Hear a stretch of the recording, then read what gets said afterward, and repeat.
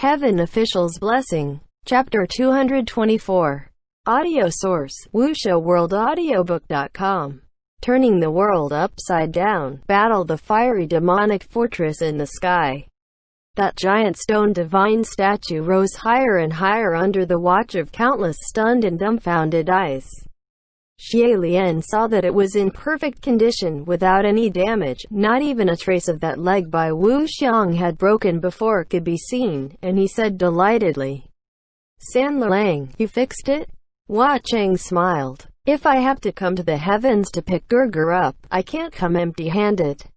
Let's go." Xie Lian nodded. "Everyone, hurry and get on it." However, only then did the crowd of heavenly officials saw clearly that it was Hua Cheng next to him, and they almost fell to their knees. "Your Highness, the one next to you is..."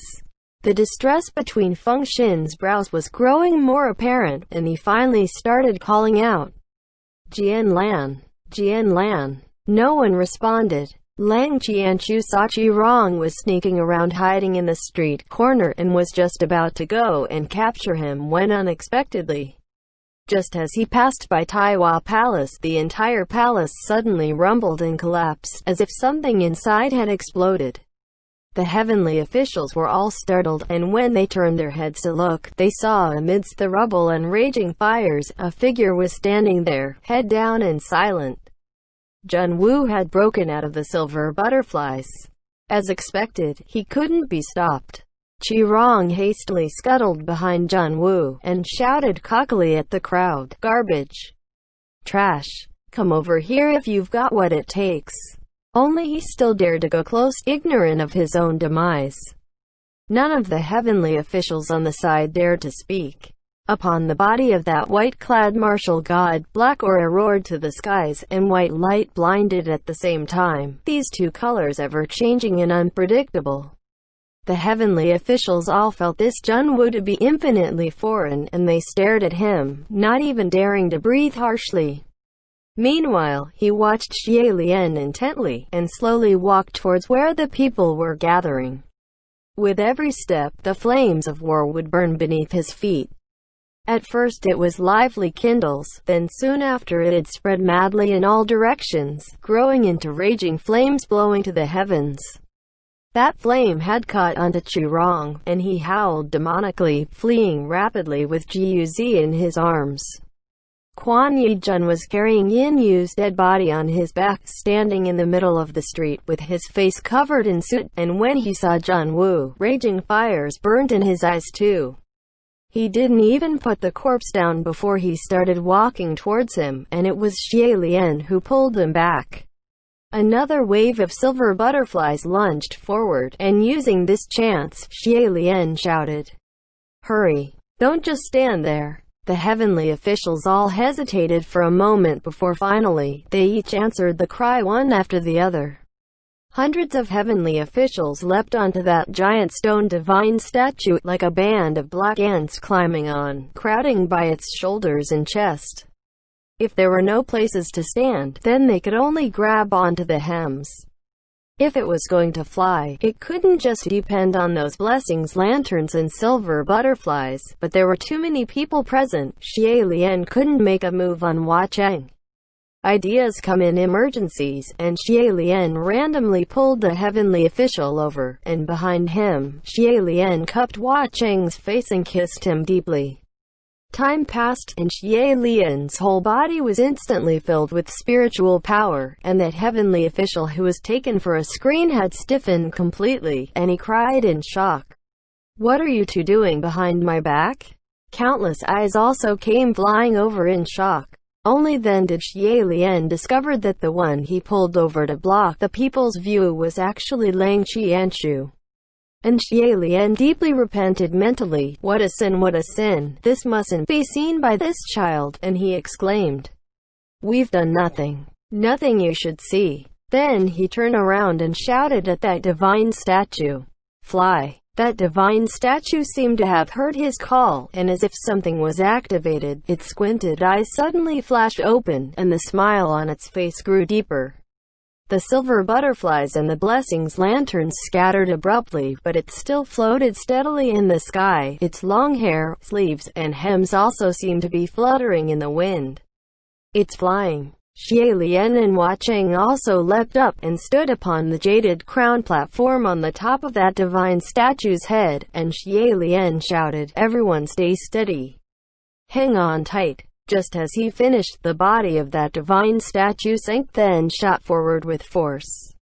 Xie Lian and Hua Cheng stood at the highest point, and along with the divine statue it carried the many heavenly officials far away from the heavenly capital.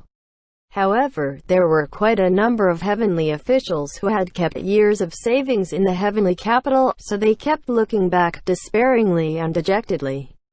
After calming down for a bit, Xie Lian suddenly remembered that things were in such a flurry earlier that there wasn't any time to take count, and said, "Has everyone boarded? Where's head priest? General Pei? Who knows if General Pei would fall to his misfortunes?" He was just searching for the shadows of those he was familiar with, and he cried, "Master!" From far in the distance came head priest's voice in response, "I've come." Only then did Xie Lian felt slightly relaxed. Just then, someone suddenly cried, "It's catching up!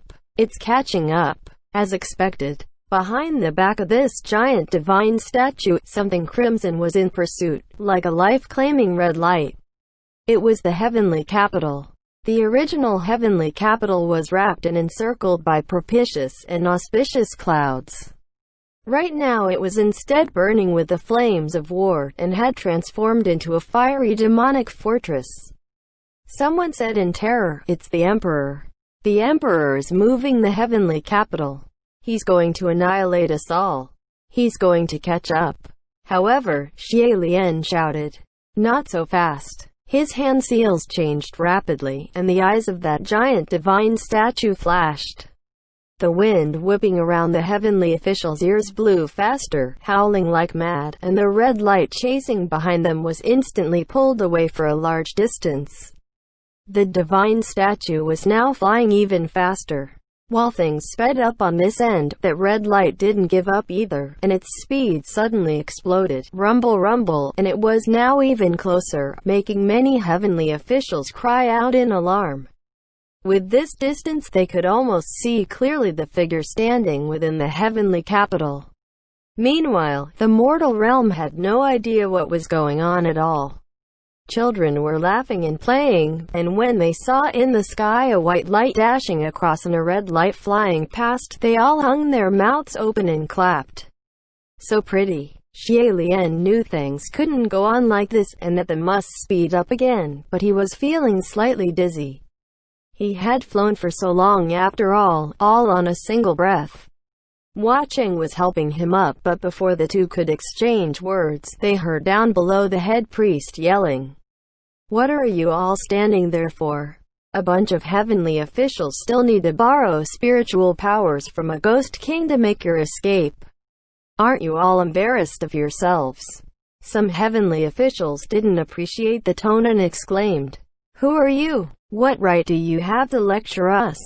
Head priest countered, "It doesn't matter who I am, even though when I was in the upper court you were still playing in a sandbox somewhere. The point is, hurry and place your delicate, golden hands on this divine statue, and give as much spiritual powers as you all can. Only then can this divine statue fly even faster, unless you're waiting for him to catch up. Are you all so used to watching from the sidelines that you've forgotten your lives are on the line? You all still need me to remind you of something like this?" With his reminder, senses finally returned to the heavenly officials, and they all yelped, much ashamed mentally that they actually forgot they could use this method to give support. Thus, they all went to work, putting their hands on the divine statue, yelling, "Your Highness, this lowly one will, give you a hand." "Ah, then me too. There's not much, but we'll do what we can." With that, with 700 to 800 hands and feet, the divine statue was injected full of spiritual powers again, and Xie Lian felt himself re-energized. That divine statue powered up once again, and this time, with a large rumble, it left that red light far, far behind for dozens of miles. The heavenly officials all deeply sighed in relief, and each wiping away their sweat. Suddenly, Huacheng spoke up. "Gerger, go down below." Since he spoke up, Xie Lian didn't ask why either, and moved downwards directly. The divine statue broke through pitch-black layers of clouds, and what was down below was also a field of darkness. Not even a bit of light or smoke could be seen. The heavenly officials were all agitated. What is this place? Why is it so dark? It's pretty scary. Your Highness, why did we come down here? I don't think we should stay here for too long. However, Huacheng said, "We will stay here, and don't move. Let's wait." That giant divine statue thus floated in mid-air, and Xie Lian said, "En, what are we waiting for?" Huacheng replied in a whisper, "Wait until he catches up, and fight around." Just as the words left his lips, from above the clouds of the black night a red light broke through, and it also came sinking down. Each man a fortress, and they faced each other in the night sky. Each heavenly official watched with unblinking eyes the approach of that red light, chills going down their backs, and they all questioned, "Your Highness, why aren't we leaving? You can't be thinking of fighting him head-on? There's no chance at winning. He's gone stupid again. I just knew it, this guy just loves going stupid. It's been hundreds of years, and it's always been like, who kicked me? Me?" Head priest said. "Say one more word and I'll push you off directly. Just who are you?" That divine statue might be a giant object, but the heavenly capital was even more majestic, and if they really did fight head-on, then by the size of this giant divine statue, it would definitely be crushed. However, Xie Lian had complete trust in Huacheng, and he watched without a word. Just as that red light had come not a half a mile away, Xie Lian suddenly felt something beneath his feet was being triggered. When he looked down, he found it was the darkness beneath his feet that was moving, splash, rising and folding, practically like waves. Xie Lian suddenly knew where this place was. There were also heavenly officials who noticed, and someone said in terror, "My heavens, this place seems to be the Black Water Ghost Lair. We've been brought to the lair of demons." Just as the words were said, down below there were suddenly several white strips breaking through the darkness and leaping into the air. 4 sets of eyes. 8 giant eyes as big as ghost fire lanterns were hauntingly green. And they stared at that fiery demonic fortress, letting long and malicious howls, as if they were very displeased by that rude intruder. Their giant tails whipped back and forth, slapping at the surface of the sea, exciting waves of thousands of feet high. It was those 4 bone dragons. The moment they raised their heads to the demonic fortress, a rapid current shot out of their mouths, its striking powers immense, and even iron and steel walls would be broken through by such a giant water gun. Xie Lian couldn't help but re-evaluate his impression. The last time we saw them, they were a little hot. I didn't think they were actually this ferocious. From the pitch-black surface of the sea, new corpse bones of the giant monster continued to break through the waters, and the fish flew with a wish, like they were catapulting boulders to the fortress. When the heavenly officials saw, they were completely confounded. John Wu was chasing after them to kill them, while Huacheng and Blackwater seemed to be helping them. A scene such as this, truly curious. The 4 bone dragons surrounded the demonic fortress and shot at it wildly, but it wasn't very effective, since the raging flames of war certainly could not be extinguished by mere water. The more the fish tackled, the more the fire became enraged, and it burned all the way to the waters. On the sea surface of the Blackwater Ghost Lair, raging fire grew, and the firelight danced wildly with the waters, and down below into the waters came the howling and wailing of demons. A sweat drop rolled down Xie Lian's forehead. Is it okay that we brought such a mess to Blackwater's domain? Don't worry about those things, Huacheng said. He owes me money. Fight however you'll. Xie Lian. Suddenly, someone pointed AEAD. What? What is it doing? Xie Lian also turned his gaze over, and when he saw, his heart also jolted. MXTX author's note. Blackwater does indeed owe Hua Cheng a huge debt, a very poor supreme.